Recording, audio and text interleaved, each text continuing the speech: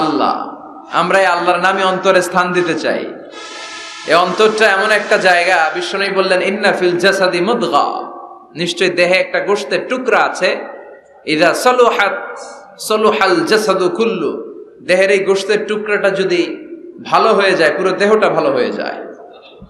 ওয়া ইন ফাসাদাত ফাসাদাল জাসাদু কুল্লু, দেহের এই গোশতের টুকরা যদি পচে যায়, খারাপ হয়ে যায়, পুরো দেহটা খারাপ হয়ে যায়।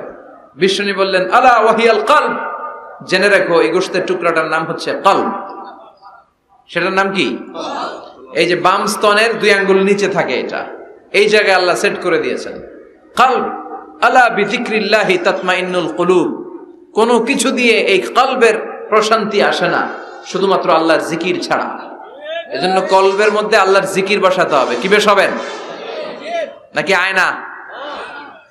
অনেকে আয়না বসাতে চায়, বসায় না? কি বলে? আয়না বসায় দেমর কলবের ভিতর।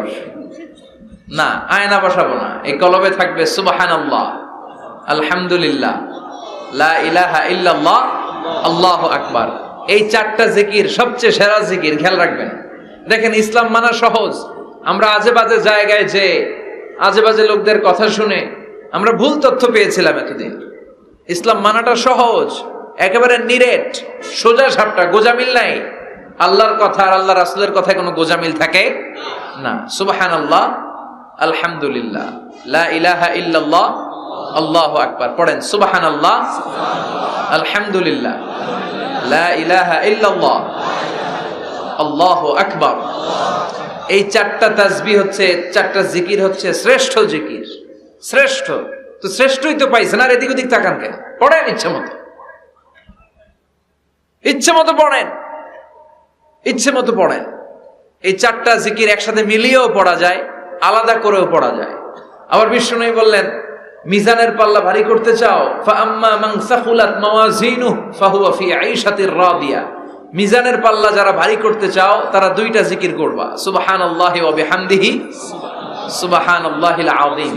এই 2টা শব্দ কালিমাতান হাবিবাতান ইলার রহমান, আল্লাহর কাছে খুব প্রিয়।